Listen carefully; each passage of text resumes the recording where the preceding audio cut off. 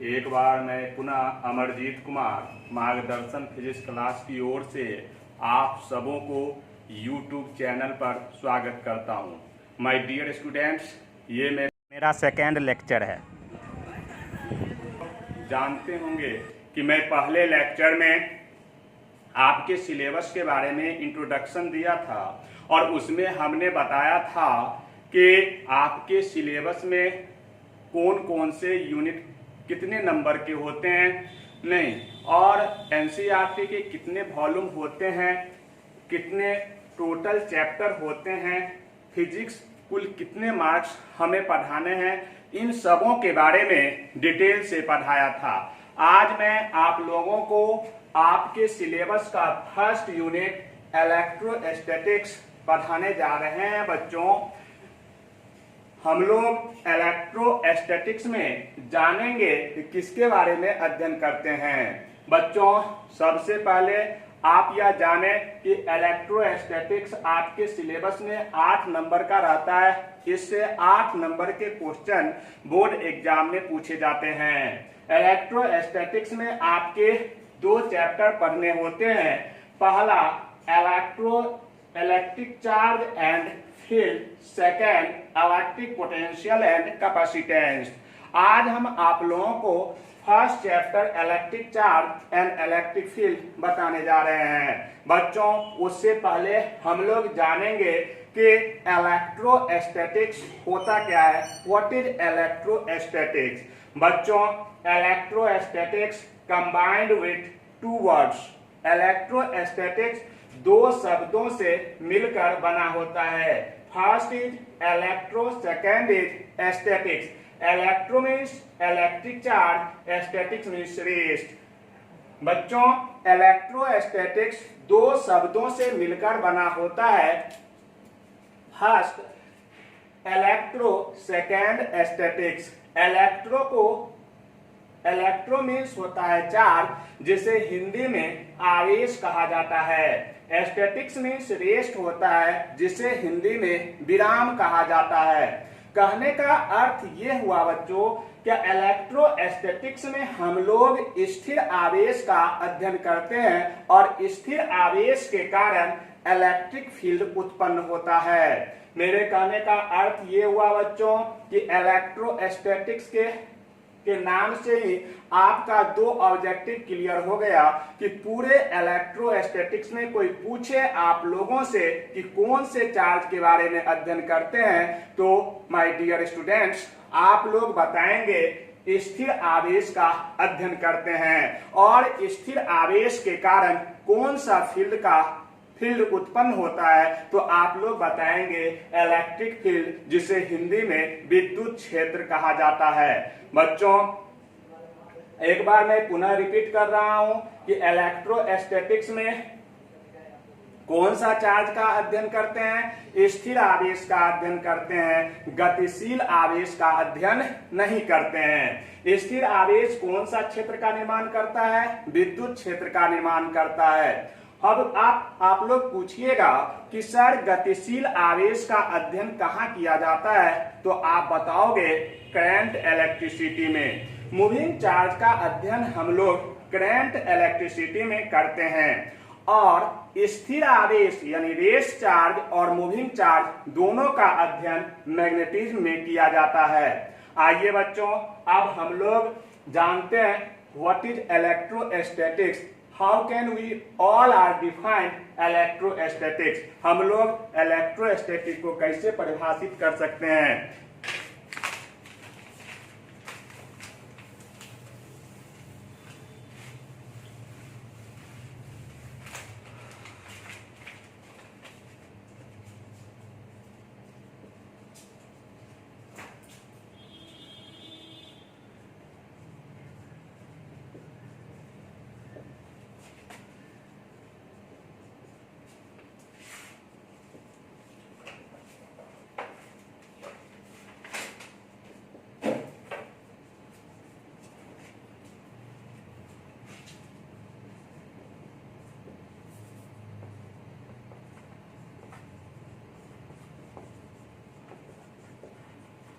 बच्चों, इलेक्ट्रोस्टैटिक्स को बताएंगे।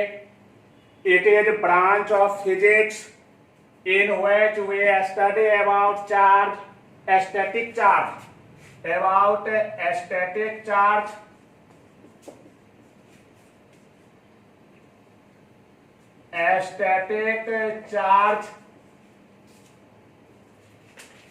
and its properties। बताओगे कि इलेक्ट्रोस्टैटिक्स किसे कहते हैं, तो बताओगे it is branch of physics in which we study about static charge and its property. भौतिकी की वह शाखा जिसमें हम लोग स्थिर आवेश तथा उसके गुणों के बारे में अध्ययन करते हैं। पूरे स्थिर विद्युतिकी में हम लोग रेस चार्ज का अध्ययन करते हैं और उसके गुणों के बारे में अध्ययन करते हैं। इस समय एक नया सा टर्म आया चार्ज, कि चार्ज आया होता क्या है, चार्ज कहते किसको है। नहीं, इन सबों से पहले हम लोग यह जानेंगे कि चार्ज आया कहां से। बच्चों, इस सृष्टि में सब कुछ यूनिवर्स से आया। कहां से आया? यूनिवर्स से आया। और यह यूनिवर्स आप लोग जानते होंगे कि इस सृष्टि में सब कुछ यूनिवर्स से आया। और यह यूनिवर्स के बारे में हम लोग पढ़े थे बिलो 10। संस्कृत में बताया गया था कि यह यूनिवर्स 5 तत्वों से मिलकर बना है, क्षिति, जल, पावक, गगन, समीरा। लेकिन मेरा साइंस कहता है कि यह सृष्टि, यह यूनिवर्स 2 शब्दों से मिलकर बना है। First is matter, second is energy. तो बच्चों, यह चार्ज कहां से आया? यूनिवर्स से आया। यूनिवर्स कितने चीजों से मिलकर बना है? 2 शब्दों से मिलकर बना है। First is matter, second is energy. तो हम लोग लिखेंगे यूनिवर्स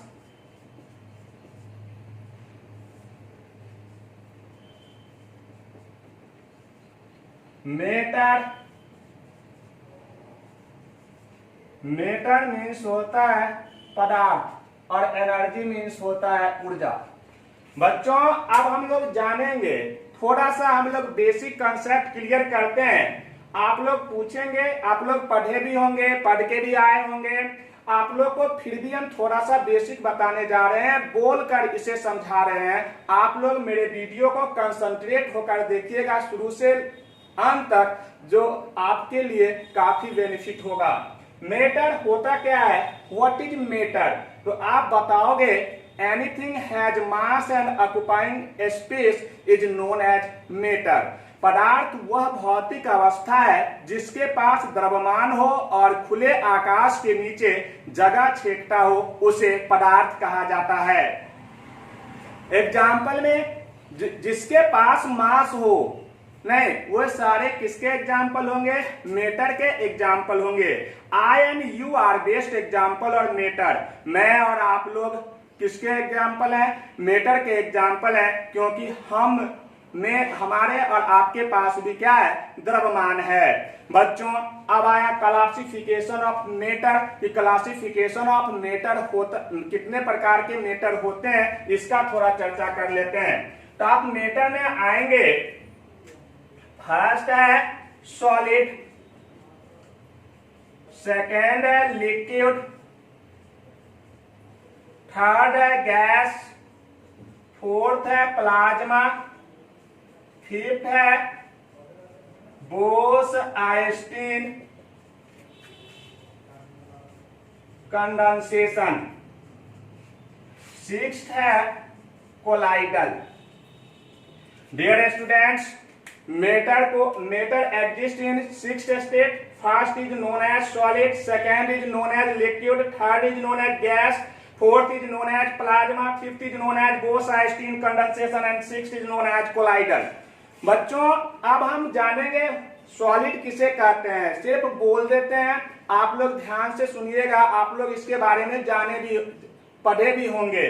तो हम लोग बोलते हैं, मैं बोल रहा हूं, आप लोग मेरे वीडियो के साथ लगातार बने रहें। सॉलिड होता क्या है? सॉलिड को हम लोग कैसे परिभाषित करेंगे?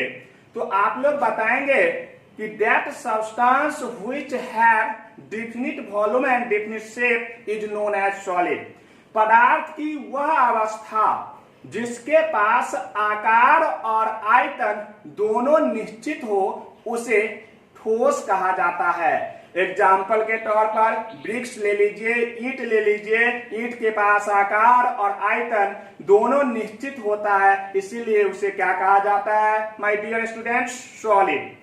अब आया लिक्विड। लिक्विड होता क्या है? लिक्विड को हम लोग कैसे परिभाषित करेंगे? तो आप लोग बताएंगे that substance which have definite volume but indefinite shape is known as liquid। पदार्थ की वह अवस्था जिसके पास आयतन निश्चित हो लेकिन आकार अनिश्चित हो उसे द्रव कहा जाता है। एग्जाम्पल के लिए आप बोल सकते हैं वाटर, मिल्क और oil etc।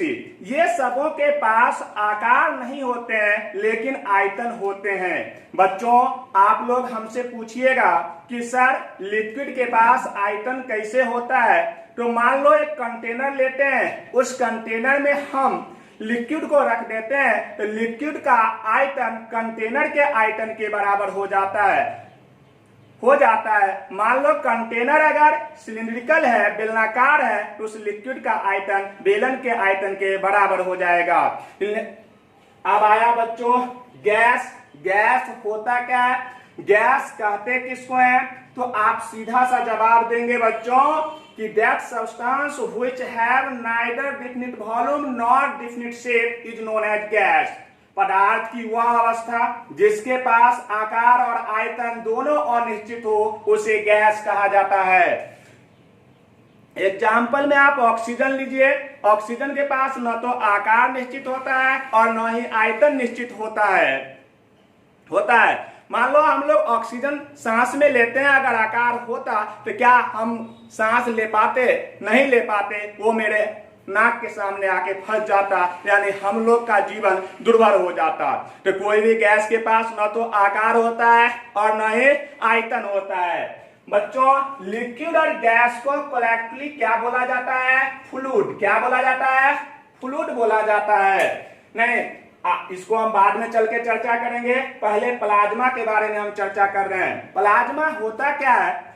It is exist at higher temperature approximately 6000 degree Celsius and it is charged particle of gas।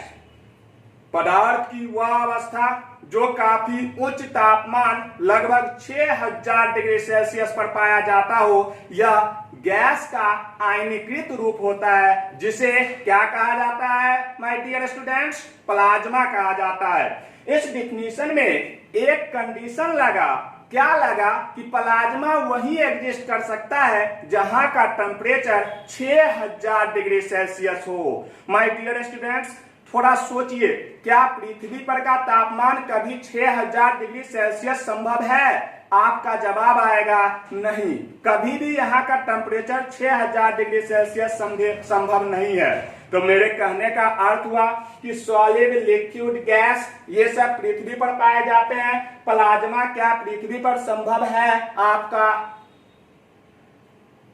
Answer होगा जी नहीं। तो आप बताओ, पूछोगे कि सर प्लाज्मा कहाँ एग्जिस्ट करता है, तो मैं बताऊंगा कि प्लाज्मा कोर ऑफ सन, सूर्य के किनारे में एग्जिस्ट करता है, जहां का टेम्परेचर अप्रोक्सीमेटली 6000 डिग्री सेल्सियस के बराबर होता है। बच्चों अब आया बोस-आइंस्टीन कंडेंसेशन। बोस-आइंस्टीन कंडेंसेशन कहते किसको है? तो that substance in which velocity of particle is equal to velocity of light is called Bose Einstein condensation. यानी पदार्थ की वह अवस्था जिसमें कण का वेग प्रकाश के वेग के बराबर हो, तो उसे बोस-आइंस्टीन का कंडेंसेशन कहा जाता है। पूछोगे सर कोई ऐसा कण है जिसका वेग प्रकाश के वेग के बराबर होता है? आंसर होगा यस। फोटोन एक ऐसा पार्टिकल है जिसका वेग प्रकाश के वेग के बराबर होता है। यहाँ पर आप ले लीजिएगा फोटोन। फोटोन एक ऐसा पार्टिकल है जिसका वेग किसके वेग के बराबर होता है? प्रकाश के वेग के बराबर होता है। प्रकाश का वेग आप लोग जानते होंगे, velocity of light is 3 × 10⁸ metre per second. तो फोटोन का वेग भी कितना होगा, 3 × 10⁸ मीटर पर सेकेंड। यानी इसका खोज आइंस्टीन ने किया था, इसलिए इसका दोनों साइंटिस्ट ने, बोस और आइंस्टीन ने मिलकर किया था, इसलिए पदार्थ की पांचवी अवस्था का नाम बोस आइंस्टीन कंडेंसेशन पड़ा। और बोस आइंस्टीन कंडेंसेशन में फोटोन एक ऐसा पार्टिकल है जिसका वेग प्रकाश के वेग के बराबर होता है। तो आपसे कोई पूछे कि बताओ ऐसा कौन सा पार्टिकल है जिसका वेग प्रकाश के वेग के बराबर होता है, तो आप जवाब देंगे फोटोन। फोटोन का वेग प्रकाश के वेग के बराबर होता है। इसके बारे में विस्तार से हम लोग बच्चों मॉडर्न फिजिक्स में पढ़ेंगे।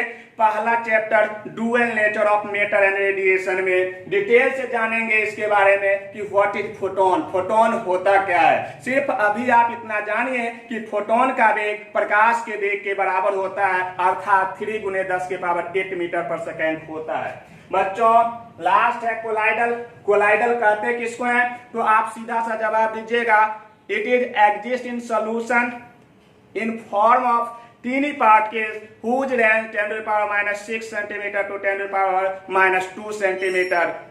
बच्चों पदार्थ की वह अवस्था जिसमें कण का वेग, पदार्थ की वह अवस्था जो बिलियन में छोटे छोटे कण के रूप में मौजूद रहता हो, जिसका आकार 10⁻⁻6 सेंटीमीटर से 10⁻⁻4 सेंटीमीटर के बीच हो, तो उसे कोलाइडल कहा जाता है। बच्चों एक सॉल्यूशन लेते हैं चीनी और पानी का।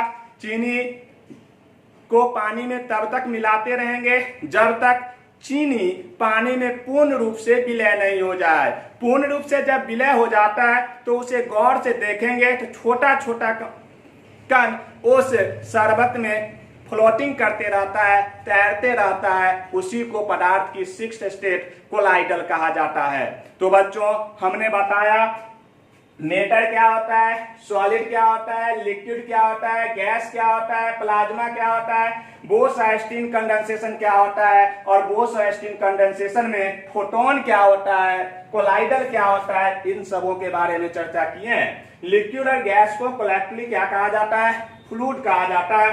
अब आया ऊर्जा। ऊर्जा कहते किसको है, कैपेसिटी फॉर डूइंग वर्क, कार्य करने की क्षमता को ऊर्जा कहा जाता है। कोई आपसे पूछे कि ऊर्जा कौन सा क्वांटिटी है, तो आप बताओगे it is a scalar quantity. कौन सा quantity, it is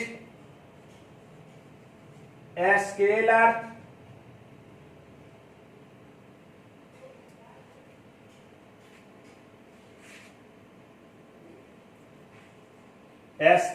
quantity.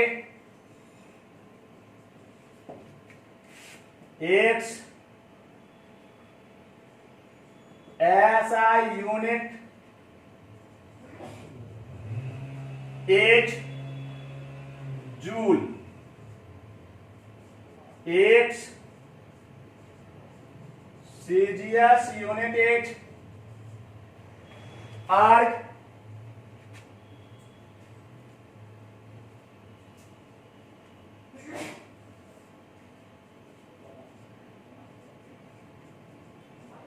Relation between joule and अर्ग।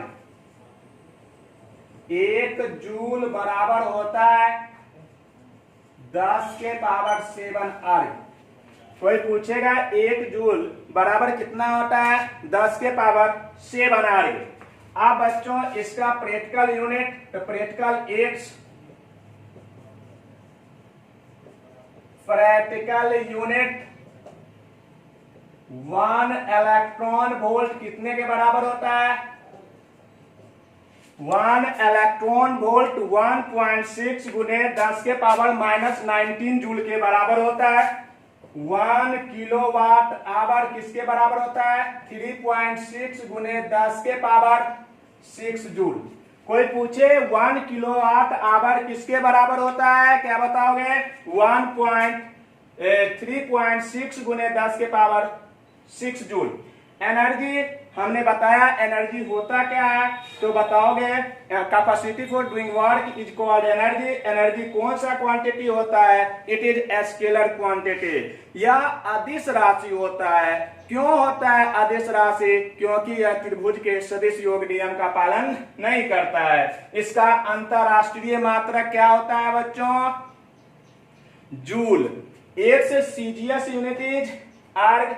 रिलेशन बिटवीन जूल एंड अर्ग, तो 1 जूल बराबर होता है 10 के पावर 7 अर्ग। इट्स प्रैक्टिकल यूनिट, यानी इसको प्रायोगिक मात्रक यानी एक्सपेरिमेंट के तौर पर प्रयोगशाला में जो यूज किया जाता है तो वहां पर बोलते हैं। इसका न्यूमेरिकल में भी व्यापक तौर पर यूज किया जाता है। 1 इलेक्ट्रॉन वोल्ट कितने बराबर होता है? 1.6 गुने 10 के पावर -19 जूल। 1 किलोवाट आवर किसके बराबर होता है? 3.6 गुने 10 के पावर 6 जूल। अब बच्चों हम लोग ये था थोड़ा सा बेसिक कॉन्सेप्ट जो हम आपको बोलकर समझा रहे थे। इस डिफिनेशन में एक नया सा टर्म आया, चार्ज। तो चार्ज आया कहां से? तो यूनिवर्स से आया, और यूनिवर्स कितने शब्दों से मिलकर बना है? 2 शब्द, मैटर और एनर्जी। इसको डिटेल से अभी हम चर्चा किए हैं। मैटर कहते किसको है? तो हम बताए थे anything has mass and occupying space is known as matter, यानी पदार्थ वह भौतिक अवस्था है जिसके पास द्रव्यमान हो और खुले आकाश के नीचे जगह छेदता हो तो पदार्थ कहलाता है। तो पदार्थ होने के लिए किसका होना जरूरी है? द्रव्यमान का होना जरूरी है। यानी कहने का मतलब क्या? जिसमें द्रव्यमान नहीं होगा तो वह पदार्थ नहीं कहलाएगा। दैट मीन्स मास नहीं होगा तो पदार्थ एग्जिस्ट नहीं करेगा।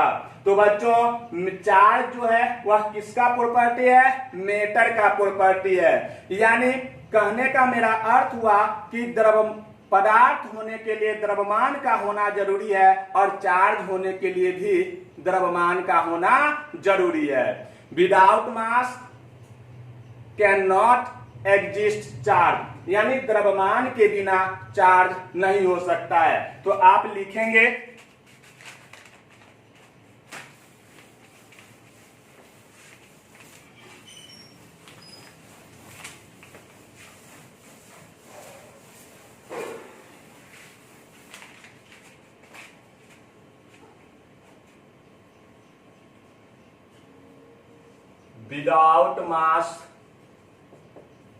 without mass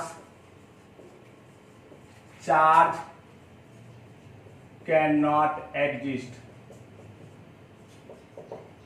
बच्चों without mass charge can not exist, यानी द्रव्यमान के बिना चार्ज एग्जिस्ट नहीं कर सकता है, चार्ज नहीं हो सकता है। तो चार्ज होने के लिए किसका होना जरूरी है? द्रव्यमान का होना जरूरी है।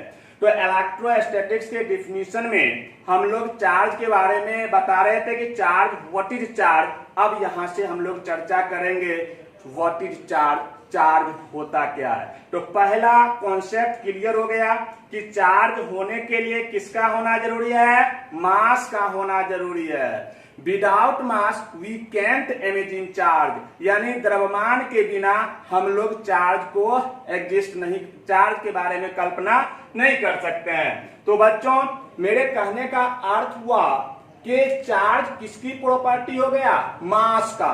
किसका प्रॉपर्टी हो गया?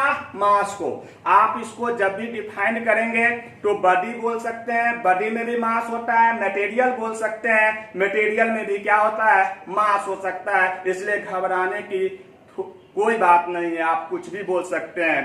तो आइए हम लोग अब चार्ज के बारे में जानते हैं। What is charge, how can we all are define charge. Okay,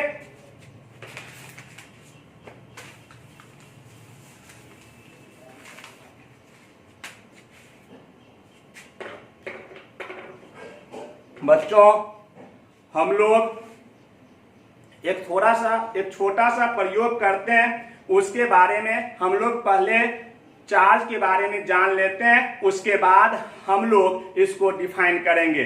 एक हम बच्चों मेरे हाथ में ध्यान दीजिएगा, मेरे हाथ में कम्ब है, आप देख रहे हैं, और एक प्लेट में कागज का टुकड़ा रखा हुआ है। जब बच्चों ये कम जो है इस पर अभी कोई चार्ज नहीं है, हम इसे कागज के टुकड़ों के पास ले जाते हैं तो क्या कागज के टुकड़े को कम अपनी ओर आकर्षित करता है? नहीं आकर्षित करता है। इसके पीछे कॉन्सेप्ट क्या है कि इस कम पर अभी कोई चार्ज नहीं है, इसीलिए कागज के टुकड़ों को अपनी ओर आकर्षित नहीं करता है। लेकिन जब हम इसे अपने बालों पर रब कर लेते हैं तो रब करते हैं,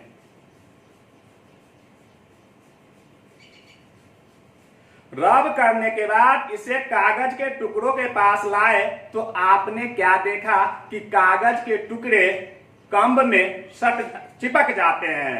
इसका मतलब है कि कागज के ये कंब जो है ये कागज के टुकड़ों पर बल लगाता है। क्या लगाता है माय डियर स्टूडेंट्स? बल लगाता है और इसे अपनी ओर क्या करता है? आकर्षित करता है। तो हम बताएंगे कि आवेश किसी पदार्थ का या किसी वस्तु का वह गुण है जो किसी दूसरे वस्तु पर क्या करता है? बल लगाता है। तो बच्चों इसे हम लिख सकते हैं, it is a property of material due to which it exert a force. पदार्थ का, किसी वस्तु का वह गुण जिसके कारण यह किसी दूसरे वस्तु पर बल लगाता हो तो उसे क्या कहा जाता है? चार्ज कहा जाता है, आवेश कहा जाता है। तो बच्चों आप ध्यान देंगे,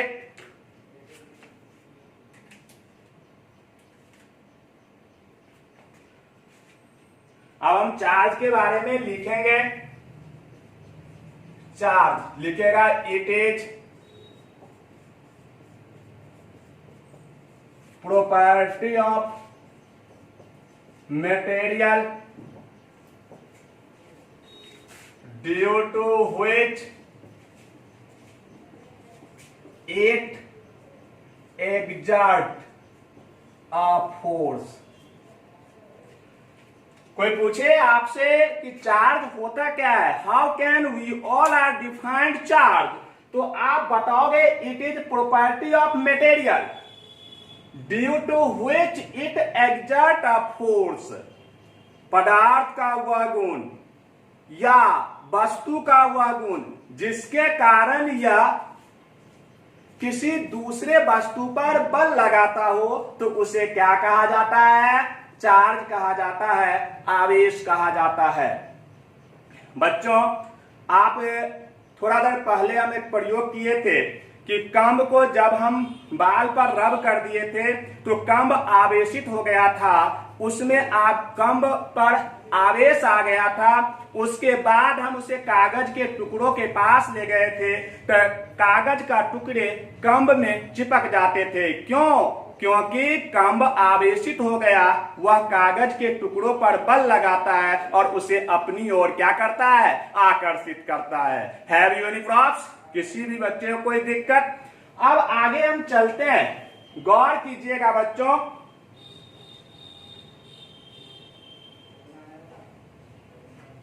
इसके आगे हम लोग चलते हैं कि charge, origin of charge, cause of charge, यानी हम लोग यह जानने का प्रयास करते हैं कि चार्ज उत्पन्न कैसे किया जाता है, चार्ज को डेवलप कैसे किया जाता है, चार्ज उत्पन्न करने का क्या पीछे रीजन है, कैसे उत्पन्न कर सकते हैं, इसके बारे में हम लोग ध्यान से देखते हैं। मेरे वीडियो को ध्यान से आप लोग कंसंट्रेशन बना के देखिए, आगे भी बहुत ही बेहतर चीज मिलने वाला है, इसलिए इससे अभी दूर मत हटिएगा।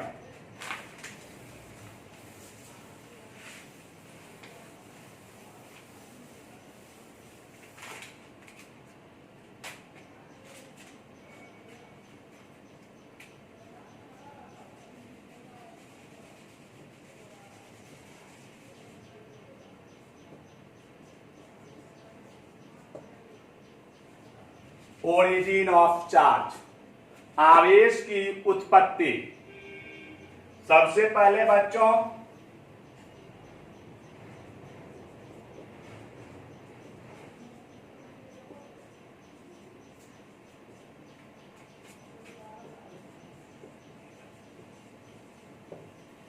Material is made up of atom, पदार्थ छोटे छोटे परमाणुओं से मिलकर बने होते हैं। तो सबसे पहले हम थोड़ा जानना चाहेंगे एटम के स्ट्रक्चर के बारे में, परमाणु के संरचना के बारे में। गौर कीजिएगा,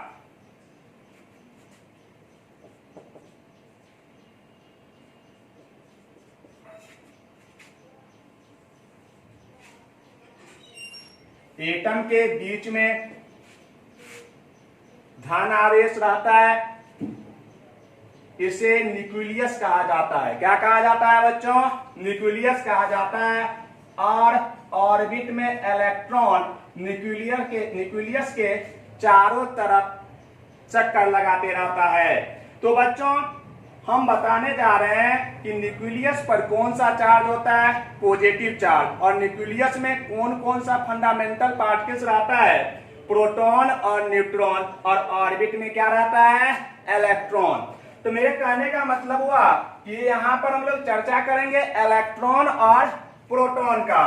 तो यहाँ पर आप देखेंगे चार्ज ऑफ इलेक्ट्रॉन, इलेक्ट्रॉन पर चार्ज ध्यान दीजिए -1.6 इंटू 10⁻⁻19 कूलम। इलेक्ट्रॉन पर चार्ज कितने होते हैं बच्चों? इलेक्ट्रॉन पर -1.6 इंटू 10⁻⁻19 कूलम। प्रोटॉन पर चार्ज कितने होते हैं? +1.6 इंटू 10⁻⁻19 कूलम। यहां आप देखेंगे number of electron equal to number of proton.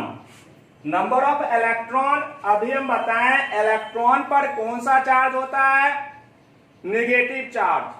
Proton पर कौन सा चार्ज होता है? पॉजिटिव चार्ज होता है। अब यहां पर number of electron means number of negative charge equal to number of positive charge. Number of positive charge यानी नेट चार्ज कितना हो जाएगा?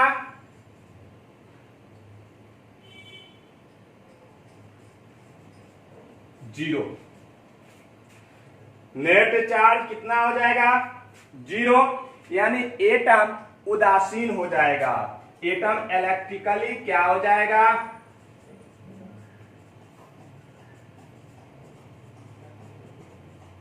न्यूट्रल। बच्चों हमने बताया, क्या बताया? हमने बताया कि इस एटम के स्ट्रक्चर के बारे में बताया कि एटम में दे आर 3 फंडामेंटल पार्टिकल्स होते हैं, 3 मूलभूत कण होते हैं, इलेक्ट्रॉन, प्रोटॉन, न्यूट्रॉन। इलेक्ट्रॉन पर नेगेटिव चार्ज होता है, प्रोटॉन पर पॉजिटिव चार्ज होता है और न्यूट्रॉन पर कोई चार्ज नहीं होता है। दैट मीन्स उदासीन होता है अर्थात न्यूट्रल होता है। यहाँ पर हम 2 फंडामेंटल पार्टिकल का यूज कर रहे हैं। नहीं, किसी एटम में इलेक्ट्रॉन की संख्या प्रोटॉन की संख्या के बराबर हो, अर्थात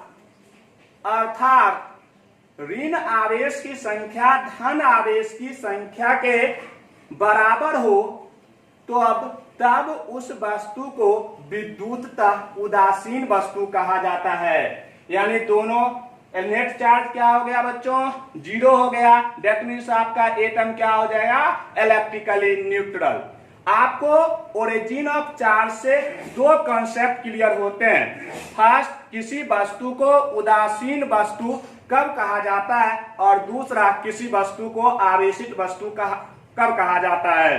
तो फर्स्ट कॉन्सेप्ट के बारे में हम चर्चा कर रहे हैं कि कोई पूछे आप लोगों से कि किसी वस्तु को, किसी परमाणु को उदासीन परमाणु कब कहा जाता है या उदासीन वस्तु कब कहा जाता है, तो बताओगे कि किसी वस्तु पर इलेक्ट्रॉन की संख्या प्रोटॉन की संख्या के बराबर हो, तब उस वस्तु को विद्युततः उदासीन वस्तु कहा जाता है।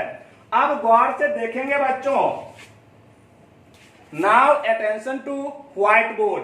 दो वस्तु हम लिए, एक लिए ए और दूसरा लिए बी। बच्चों गौर से देखिएगा, मान लीजिए आप इस पर 3 इलेक्ट्रॉन है और 3 प्रोटॉन है। वस्तु पर अभी कौन सा चार्ज है? ए पर मान लीजिए Q बराबर 0। नहीं, हमने बताया किसी वस्तु में इलेक्ट्रॉन की संख्या प्रोटॉन की संख्या के बराबर हो, इलेक्ट्रॉन की संख्या प्रोटॉन की संख्या के क्या हो? बराबर हो, तो सीधा आप समझ जाइएगा कि वस्तु क्या है? उदासीन वस्तु है। तो आप जहां भी पढ़ेंगे, जिस बुक में पढ़ेंगे, अगर उस वस्तु में अगर number of electron number of proton के बराबर हो तो वह वस्तु इलेक्ट्रिकली क्या होगा? न्यूट्रल होगा।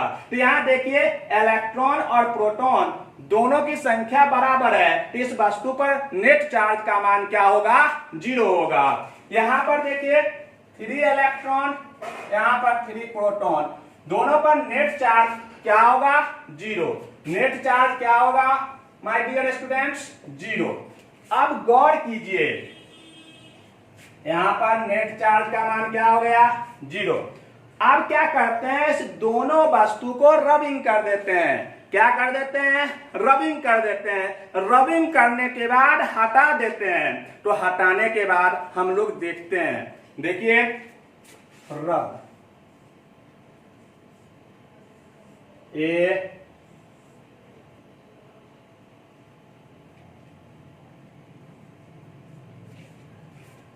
गौर कीजिएगा,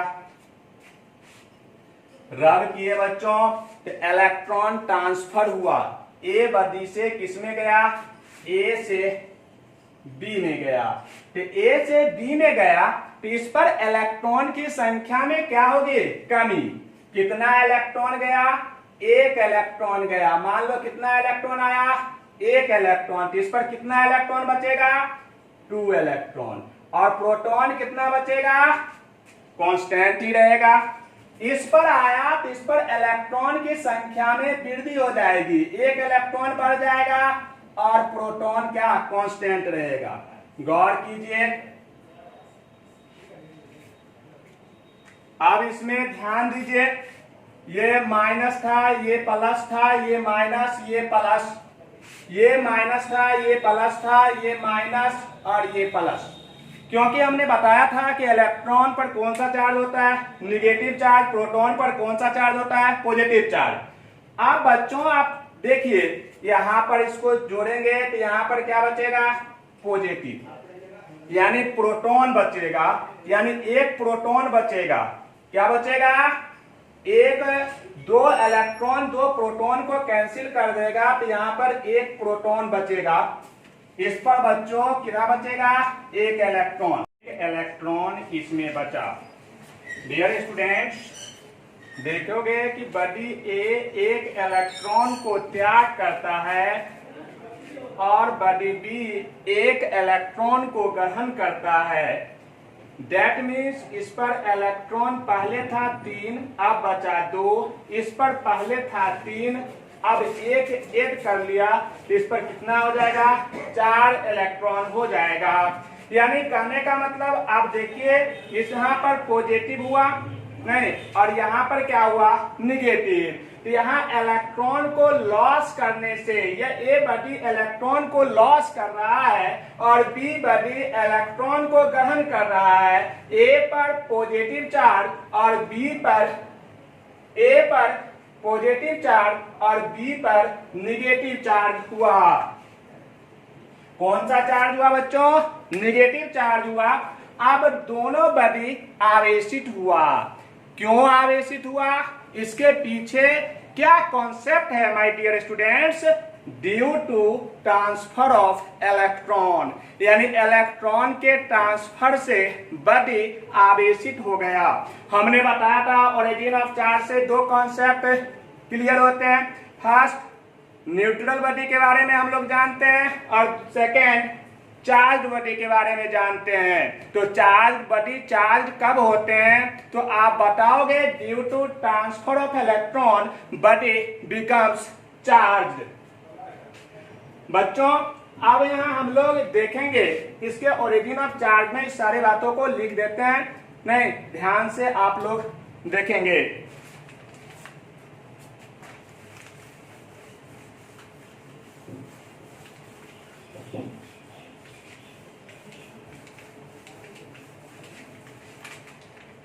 आप डियर स्टूडेंट्स, आप सभी हमसे क्वेश्चन एराइज कीजिएगा कि सर इलेक्ट्रॉन के ट्रांसफर से ही कोई बॉडी आवेशित क्यों होता है, इसके पीछे क्या रीजन है। तो इलेक्ट्रॉन से यहाँ पर हमने देखा due to transfer of electron body क्या होता है, चार्ज होता है।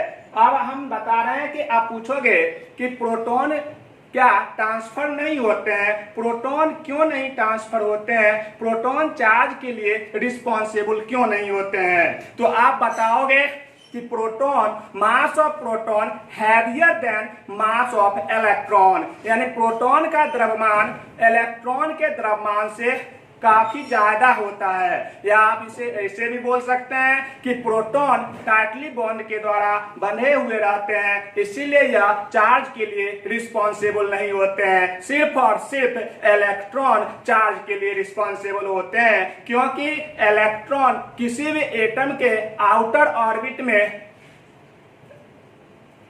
ऑर्बिट में लेस टाइटली बॉन्ड के द्वारा जुड़ा हुआ रहता है और वह चार्ज के लिए रिस्पॉन्सिबल होता है।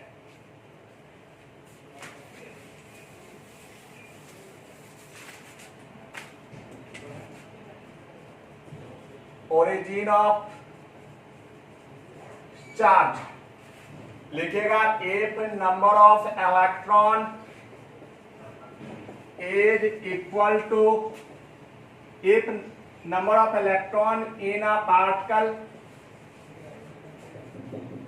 is equal to number of proton, then particle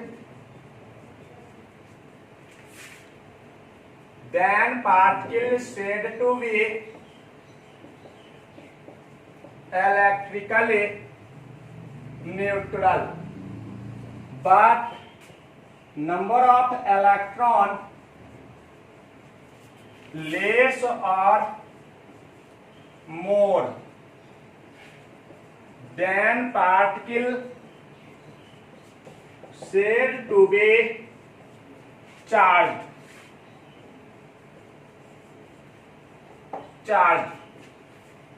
हमने क्या लिखा, लिखे बच्चों, if number of electron is equal